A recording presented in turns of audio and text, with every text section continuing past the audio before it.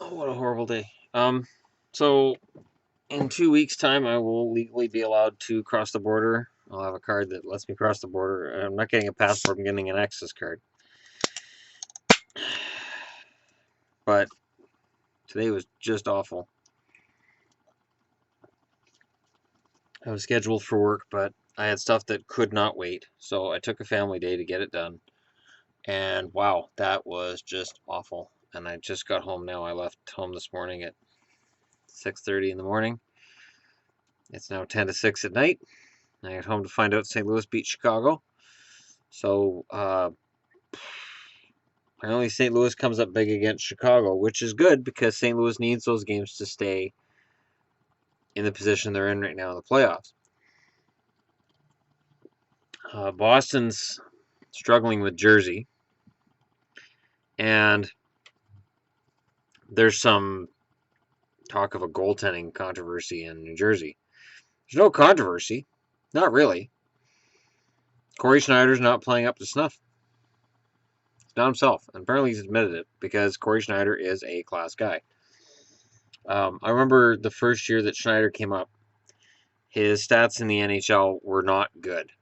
He didn't play particularly well. I remember the Vancouver Canucks fan forum went nuts with, we should just trade him before the rest of the NHL figures out he's no good. He's never going to make it. His stats in Manitoba, the minor league franchise at the time, they weren't great either that year at that point, and everybody was just jumping ship on him. Now Schneider currently has saved all 17 shots against the Bruins. He's good enough to get his game back. I have no concern that he's gonna tail off and fall off the face of the earth. And once he gets his game back, then Jersey will be that much better as a team. The problem is Jersey has major problems. Sort of like the wind outside is a major problem right now. Arctic outflow winds, wind chills of minus 25. It's not pleasant out there.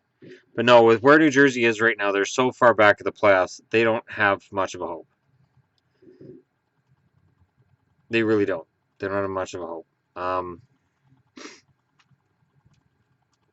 look at where Jersey's sitting right now, and they can't score. They don't have the offense for it. Their defense is iffy. And, okay, if we look at I might as well make this video about what's wrong with the Devils. Because somebody said, do a video about what's wrong with the Devils. Well, we can start with Corey Schneider and end with Corey Schneider. Good night, everybody. No, it's more than that.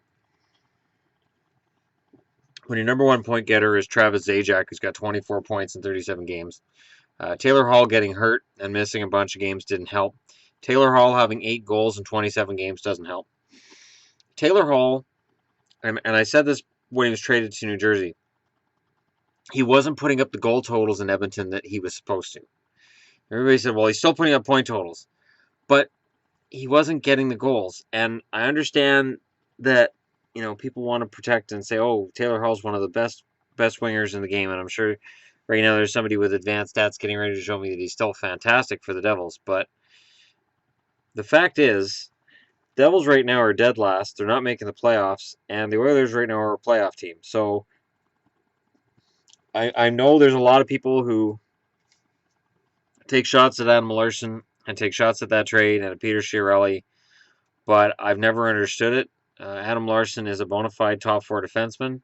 He's not scoring the way he was supposed to when he was drafted, but it's fine because he's capable of playing top 4 minutes. He's very smart in his own end, and he's a good player.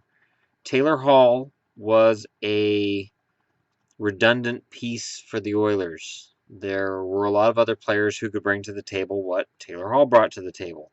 It was either going to be Hall or Everly that was going to go. And the Devils bought in on Hall, and I'm sure they bought in on Hall thinking, well, it'll get Adam Henrique going. Yeah, Henrique's got 20 points in 37 games and only 9 goals.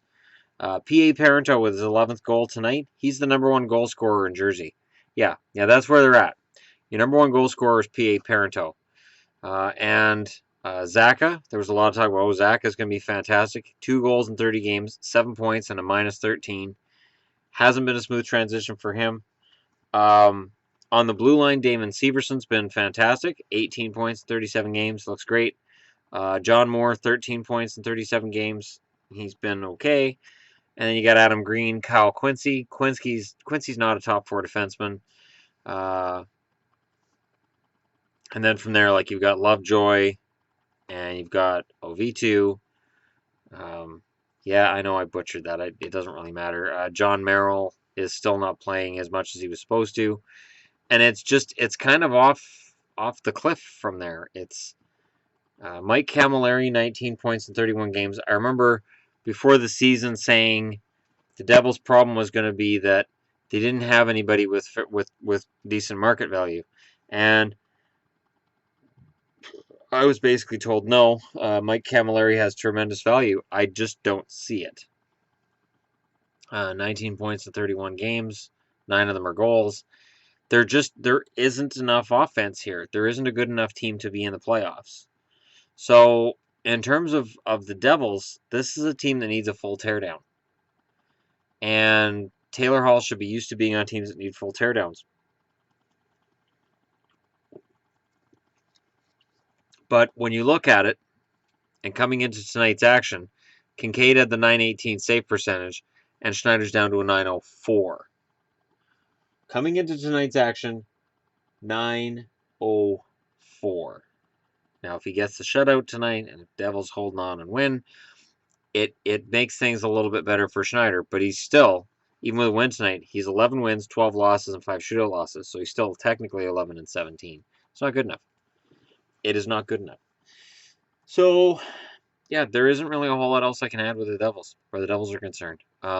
They have some serious issues. And if Corey Schneider struggles this year, and if he shows signs that maybe he's not going to be that Vezina-level goaltender that he was projected to be as recently as 2 years ago, the Devils are in serious long-term trouble.